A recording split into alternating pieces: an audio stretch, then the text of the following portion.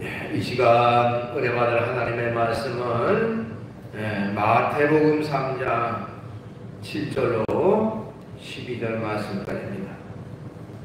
마태복음 3장 7절로 12절 말씀까지 받들어 봉독을 하겠습니다. 요한이 많은 바리새인들과 사두개인들이 세대에 베푸는 대로 오는 것을 보고 이르되, 독사의 자식들아, 누가 너희를 가르쳐 임박한 진노를 피하라 하느냐?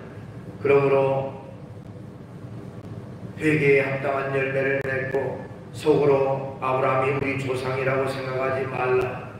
내가 너희에게 이르노니 하나님이 능히 이 돌들로도 아브라함의 자손이 되게 하시리라. 이미 도끼가 나무 뿌리에 놓였으니 좋은 열매를 맺지 아니하는 나무마다 찍혀 불에 던져지리라. 나는 너희로 회개하게 하기 위하여 물로 세례를 베풀거니와 내 뒤에 오시는 이는 나보다 능력이 많으시니 나는 그의 신을 들기도 감당하지 못하겠노라. 그는 성령과 불로 너희에게 세례를 베푸실 것이요 손에 키를 들고 자기의 타작마당을 정하게 하사 알곡은 모아 곳간에 들이고 쭉정이는 꺼지지 않는 불에 태우시리라. 아멘. 말씀은 12절까지 받들어 봉독을 했습니다. 오늘 주어진 본문 말씀 가지고 알곡성도 쭉정이성도 이런 제목의 말씀으로 은혜를 같이 나누려고 합니다. 오늘 본문 말씀은 세례 요한이 요단강 근처인 광야에서 회개를 촉구하면서 외친 말씀의 내용입니다. 이스라엘 민족은요, 구약 성경의 맨 마지막 선지자인 말라기 선지자 이후에 약 400년 동안 선지자의 소리를 들을 수가 없었습니다. 당시에는 하나님께서 선지자를 통해서 하나님의 말씀을 직접 들려주실 그럴 때인데 400년 동안이나 선지자가 나타나지 않아서, 그렇기 때문에 이스라엘 사람들은요 너무너무 큰 고통과 괴로움 속에 살아가지 않을 수가 없었습니다. 나라적으로도 로마의 식민 지배 아래 살았기 때문에 엄청난 고통과 경제적인 그런 수탈을 당해서 고통과 괴로움 속에 있었고요. 아까도 말씀드렸지만 그때마다 하나님은 선지자를 보내주셔서 선지자를 통해서 하나님의 말씀을 이스라엘 백성들에게 전해주셨고, 그 말씀을 통해서 은혜를 받고 그 말씀을 통해서 힘을 얻었던 이스라엘 백성들인데, 무려 400년 동안이나 선지자를 보내주시지 않았기 때문에 이스라엘 사람들은 그 어떤 것보다도 그것이 힘들고 어렵고 괴로운 그런 일이었습니다. 그런데 광야에 마치 해성과 같이 등장한 한 사람이 있었는데, 그 사람이 바로 오늘 본문의 주인공인 세례 요한이라고 하는 사람입니다. 세례 요한은 사람들에게 회개할 것을 외쳤습니다. 그리고 당시에 부패한 정치와 종교를 신랄하게 비판했고요. 또 소위 종교 지도자리라고 하는 사람들을 책망하면서 그들이 회개하고 주께로 돌아오라 라고 외쳤습니다. 오늘 그가 외쳤던 말씀 중에 일부인데요, 7절로 9절 말씀 잠깐 같이 보죠. 7절 9절 말씀에 보면, 요한이 많은 바리새인들과 사두개인들이 세례에 베푸는 대로 오는 것을 보고 이르되, 독사의 자식들아, 누가 너희를 가르쳐 임박한 진노를 피하라 하느냐? 그러므로 회개에 합당한 열매를 맺고 속으로 아브라함이 우리 조상이라고 생각하지 말라. 내가 너희에게 이르노니 하나님이 능히 이 돌들로도 아브라함의 자손이 되게 하시리라 하는 말씀을 했습니다. 자, 거기 나오는 바리새인들은 소위 철저한 율법주의자들입니다. 그들은 어느 누구보다도 성경 말씀대로 살아간다고 자부했던 사람들이에요. 또 사두개인들은요 소위 지식인층입니다. 그야말로 인텔리 계층에 속했던 사람들이 사두개인들이었어요. 근데 그들을 향해서 여기 말씀하면 독사의 자식들아 라고 하는 것은 오늘날로 말하면 그야말로 상스러운 개 XX 이렇게 말하는 그런 욕과 똑같은 거예요. 신랄하게 비판해, 신랄하게.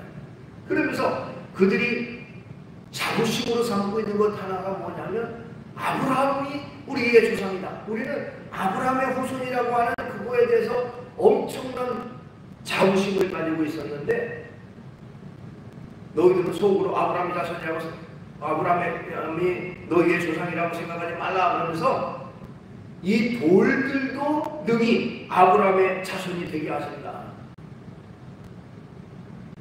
그러면서 이스라엘 백성들 특별히 소위 지도자층이라고 하는 사람들을 신랄하게 비판하는 그런 내용이 나옵니다. 그러니까 사람들은요 그렇게 신랄하게 비판하고 그렇게 외치는 것이 있으니까 야, 이 사람이야말로 하나님이 보낸 선지자구나.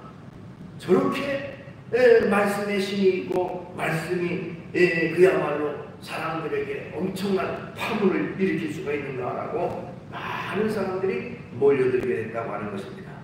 자, 세례 요한이 외치던 이 광야라고 하는 것은 어떨 곳일까요?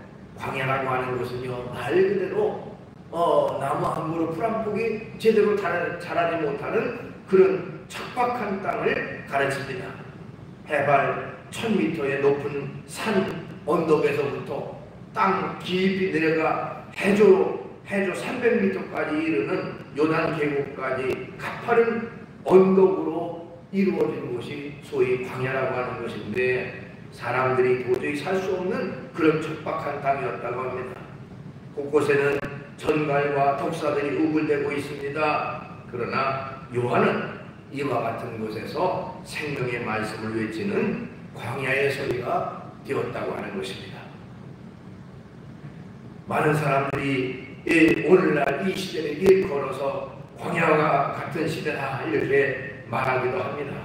우리가 살아가는 이 시대 또한 이 세상도 곳곳에 수없이 많은 고난과 고통의 요소들이 도사리고 있기 때문입니다.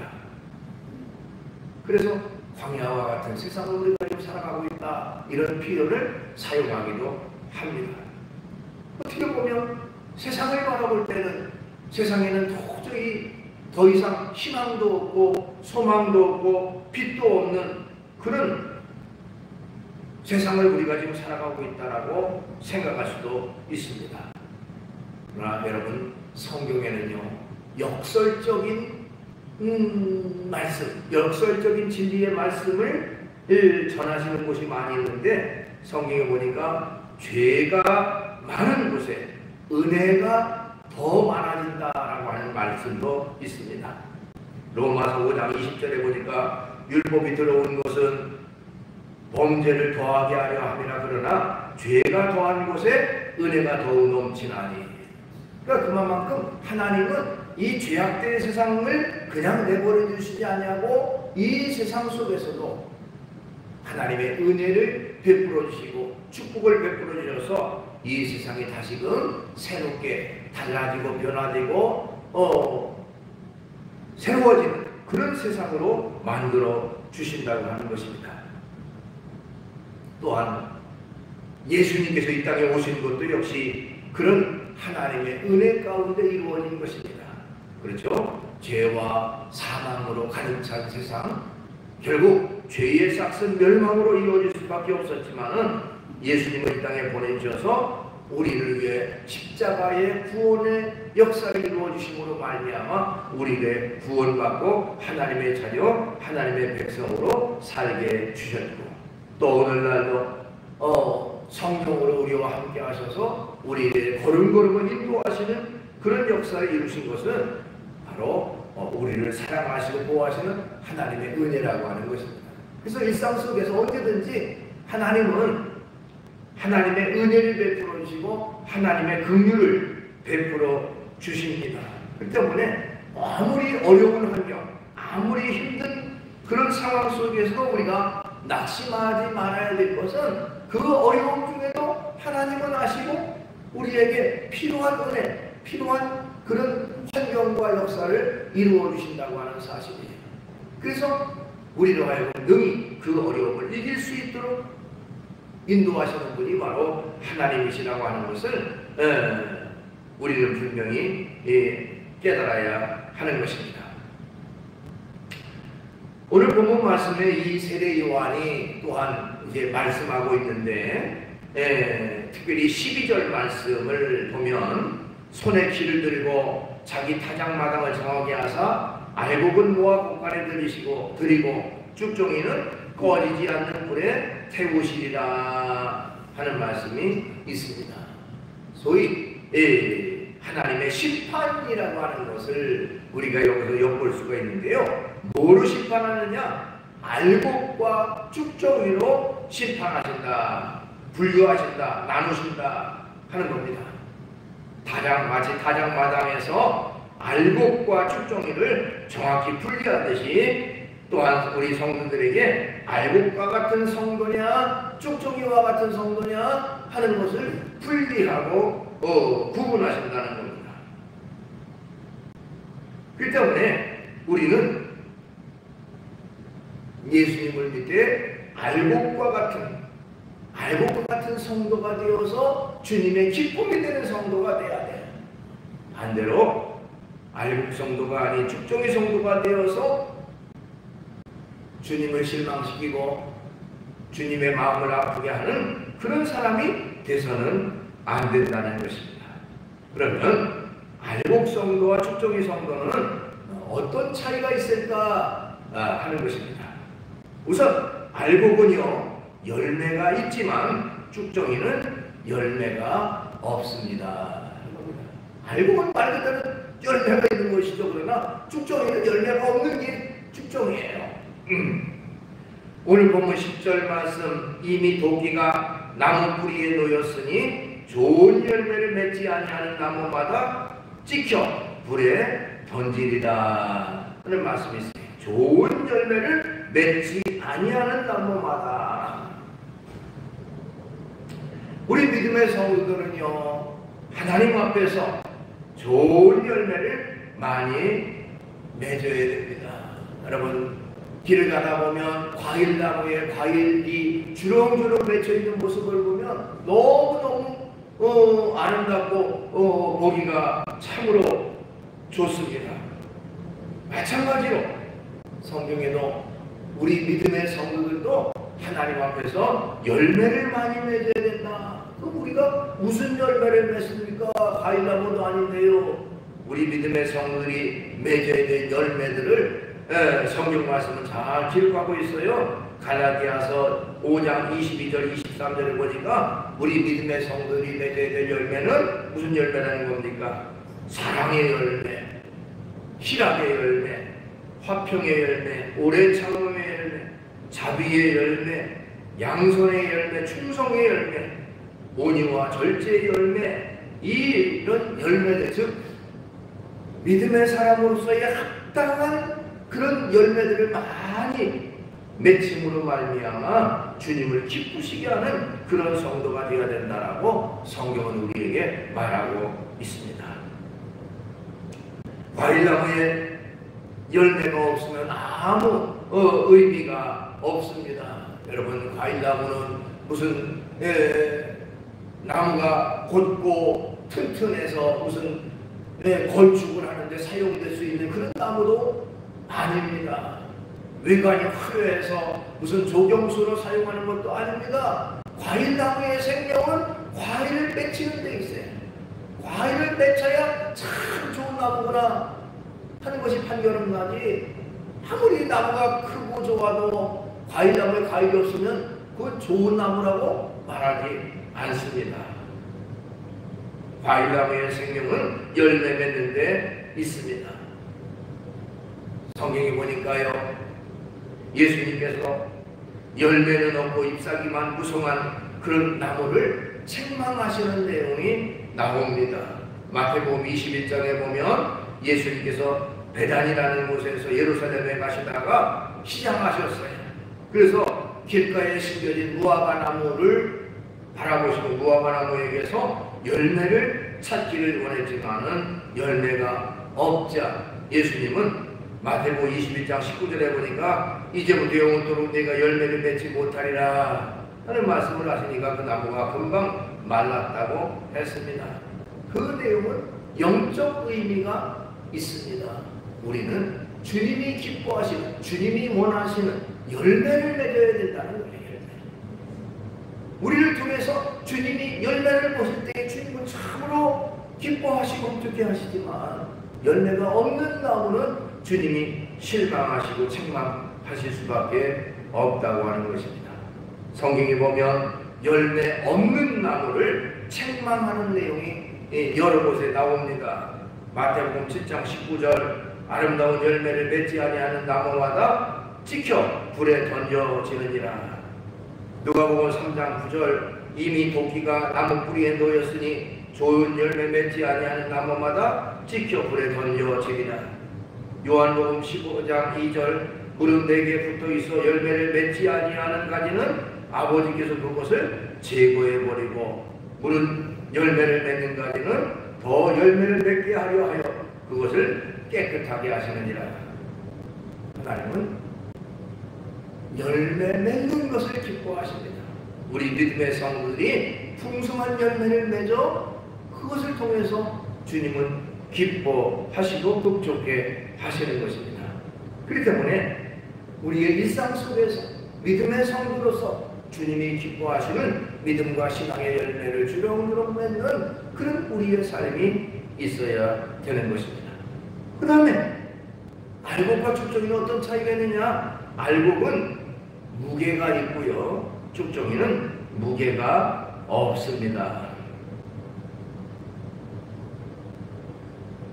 지금은 이제 시골에 가면 전부 다 그런 기계화가 돼가지고 농사 하는데 모든 것들이 기계로 다 이루어지는 모습을 봅니다만은 그 전에 시골에 가면 가을 추수를 하고 바람개비를 동원해서 알곡과 쭉정이를 걸려내는 것을 종종 볼 수가 있었습니다.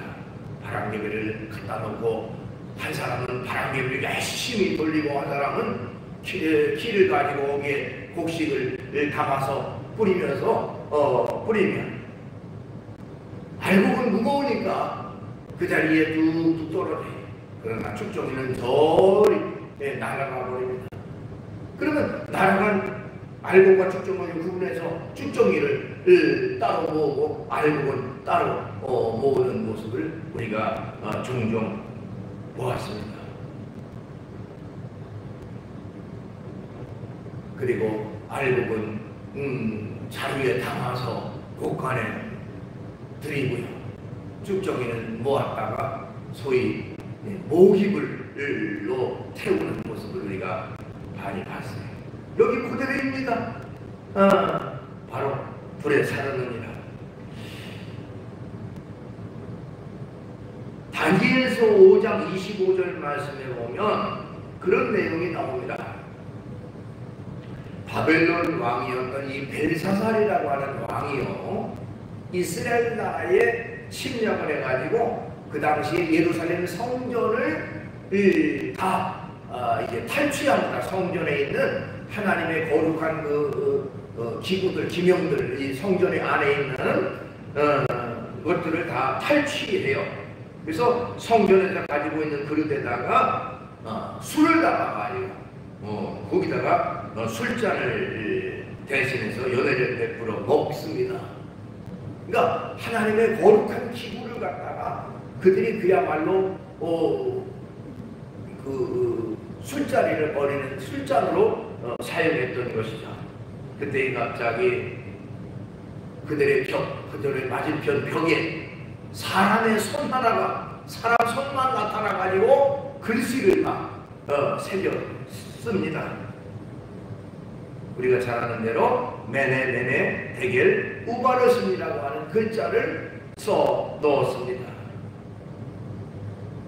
깜짝 놀란 벨사살 왕이 도대체 이게 무슨 뜻이냐, 무슨 내용이냐. 그때에 성경에 보니까 다니엘이 그것에 대한 해석을 합니다. 하나님께서 당신 벨사살 왕을 저울에 달아보니까 하나님의 기준치에 못 달합니다. 저울에 못 미칩니다. 그런 의미나, 그리고 나라를 두 나라로 나라가 나눠지게 될 것입니다 라는 그런 내용의 해석을 하게 됩니다. 특별히 우리가 주목할 것은 저울에 미달된다. 체중계로 재니까 체중에 미달된다. 우리의 마음을, 우리의 생각을, 우리의 신앙을 체중계에 달아보니까, 그 저울에 달아보니까 하나님의 기준치에 못 미친다 하는 것입니다. 그 하나님의 기준에 못 미치는 것은 하나님이 책망하실 수밖에 없는 것이고 심판하실 수밖에 없는 것입니다. 아까 쭉정이는 알곡은 무게가 있다고 그랬고요. 쭉정이는 무게가 없다고 그랬죠. 가볍죠. 기준치에 못 미치는 거예요. 그렇죠? 무게가 안 나가니까 기준치에 못 미치는 거예요. 그게 바로 쭉정이 성도의 모습인 것입니다. 자, 우리는 알곡 성도로서 하나님의 기준치에 넉넉히 이르는 그런 신앙의 무게를 가져야 되는데, 하나님의 기준치에 미달되는 모자란 그런 쭉정이의 모습이 있어서는 안 된다는 것입니다. 자, 하나님은 우리의 모든 것들을 다 아시는 전능하신 하나님이라고 성경은 말하고 있습니다.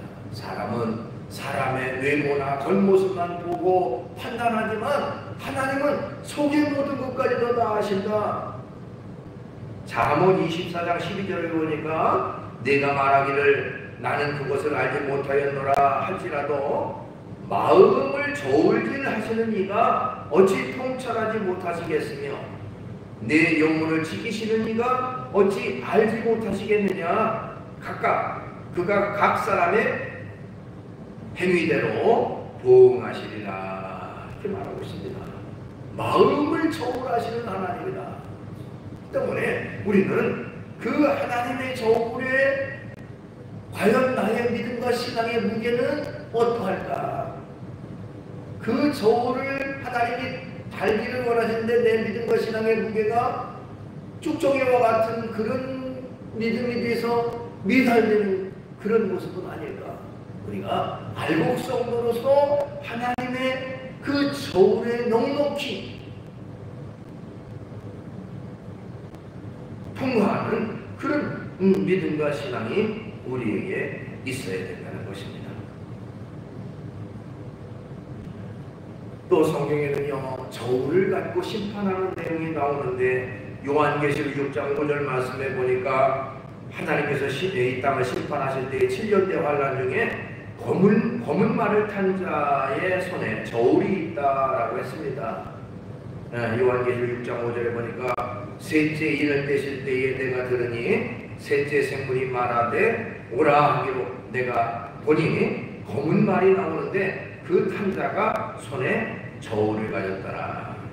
어쨌든 저울은 심판의 의미, 판단의 의미가 그 속에 포함되어 있습니다. 그래도 말씀드렸지만 알곡은 무게가 있지만은 쭉정이는 무게가 없어요. 그래서 주님의 그 저울을 가지고 다루실 때에 알곡 성도는 넉넉히 통과하는 믿음과 신앙이 되지만 쭉정이 성도는 그 주님의 준엄한 저울에 미달되는, 못 미치는 그런 결과가 될 수밖에 없다는 것입니다. 그 다음에 알곡은요, 겸손하지만 쭉정이는 교만합니다. 여러분, 가을에 논이나 밭에 나가보면 알곡이 잘 여문 알곡들은요, 이삭은 겸손하게 머리를 숙이고 있어요. 그러나 쭉정이는 숙이는 게 아니라 꼿꼿이 머리를 들고 서 있는 모습을 보게 됩니다. 온전한 믿음의 성도들은요, 언제나 겸손함의 삶을 살아야 합니다. 겸손은 주님이 참으로 기뻐하시는 그런 우리가 갖춰야 될 신앙의 덕목인 것입니다.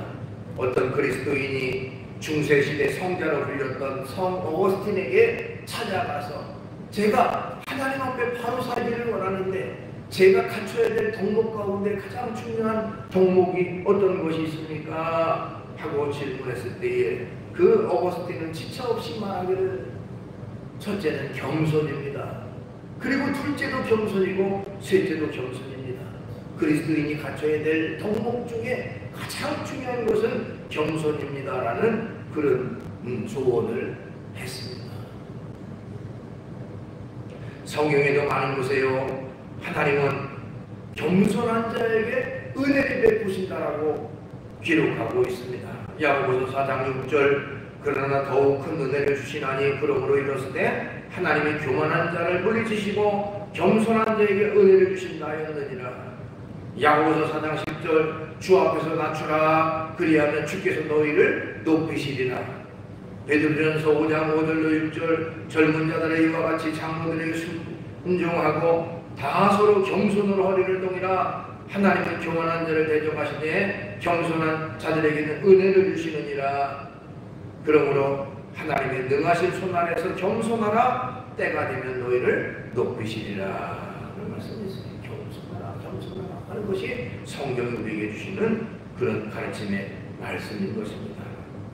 우리는 어떤 일이든지 겸손함으로 주의 일을 하고 겸손함으로 주의 사명을 감당하는 그런 성도가 되어야 되는 것입니다. 겸손함으로 충성할 때 주께서 반드시 하나님의 은혜와 축복으로 갚아주시는 것입니다. 1800년대 말쯤에 중국에 한 사람이 있었습니다. 겸손함으로 살아갈 뿐만 아니라 전도에 참으로 열심히 했던 분, 믿음을 가지고 살아가서 전도를 열심히 했던 분이 있었습니다. 그는 부자였지만 부유하게 살았지만은 늘 낮아지고 겸손하고 많은 사람들에게 자선을 베풀고 그리고 전도하는 일에 특별히 열심을 했기 때문에 사람들은 그를 가리켜 송전도 이렇게 별명을 붙여서 불렀다고 그래요. 송지성을 가진 사람이니까 송전도라 이렇게 불렀습니다. 그렇게 열심히 전도를 많이 하고 그야말로 주님의 가르침을 따라 바르게 살아갔던 사람인데 그만 젊은 나이에 3남매를 남겨놓고 병으로 세상을 떠나고 갑니다. 많은 사람들이 저렇게 예수를 잘 믿고 저렇게 겸손하고 저렇게 그 재산을 가지고 많은 사람들을 구제했던 저 사람이 왜 빨리 이 세상을 떠났을까? 때로는 비난도 하고 때로는 그야말로 의아스럽게 생각하는 사람들이 참으로 많았다고 합니다. 그런데요, 하나님은 그의 그 겸손과 그의 전도, 그의 믿음과 신앙을 저버리지 않으셨습니다. 하나님께서 그 자녀들을 다 축복을 하셨는데요. 그 송전도라는 사람의 맏딸, 첫째 딸의 이름은 송경량이라는 사람이었는데 중국의 아버지라 불렸던 순문이라는 사람이 아내가 됐습니다. 순문의 아내가 바로 첫째 딸 송경량이고요. 또 둘째는 아들이었는데 그 아들 송자문이라고 하는 사람은 경제학자로서 중국의 경제장관이 되었고요. 막내딸 송미령은 우리가 잘 아는 대로 장개석 총통이라는 사람의 아내가 되었습니다. 이렇게 송전도의 3남매가 중국 전 영토를 통치한 그야말로 유명한 인물들이 다 되었다는 것입니다. 겸손함으로 살면서 많은 사람들의 영혼을 위해서 기도하고 전도했던 그 사람을 주님은 저버리지 않으시고 현세와 내세의 근복을 주시는 그런 은혜를 베풀어 주셨던 것을 볼 수가 있습니다. 언제나 겸손함으로 하나님 앞에 영광을 돌리며 살아가는 우리의 모습이 있어야 되는 것입니다. 말씀을 정리합니다. 알곡은요 열매가 있지만은 쭉정이는 열매가 없어요. 알곡은 무거워서 무게가 있지만은 쭉정이는 가벼워서 날아갑니다. 알곡은 겸손한데 쭉정이는 고개를 빳빳이 들고 교만한 것이 쭉정이입니다. 성경은 우리에게 알곡 성도가 되라고 말하고 있습니다. 알곡을 주님이 기뻐하십니다. 또 칭찬하시고 축복하십니다. 그 때문에 쭉정이의 모습이 아니라 알곡 성도로서 하나님의 큰 은혜와 복을 받아들이는 저와 여러분 되시기를 주의 이름으로 축원합니다. 기도하겠습니다. 걸어가신 주님을 찬양합니다. 오늘 이 시간도 저희들을 주의 은혜에 이끌어 주시고 귀한 예배로 영광 돌리게 하심을 감사합니다. 주님, 우리는 알곡 성도가 되기를 원합니다. 주님이 저울로 우리의 믿음과 신앙을 달아보실 때에 그 저울의 기준치에 미달되는 그런 쭉정이의 모습이 아니라 넉넉히 통과하는 알곡 성도의 모습이 되기를 원합니다. 주님, 저희들에게 더 굳건한 믿음, 굳건한 신앙을 허락해 주시옵소서. 예수님의 이름으로 기도하옵나이다. 아멘.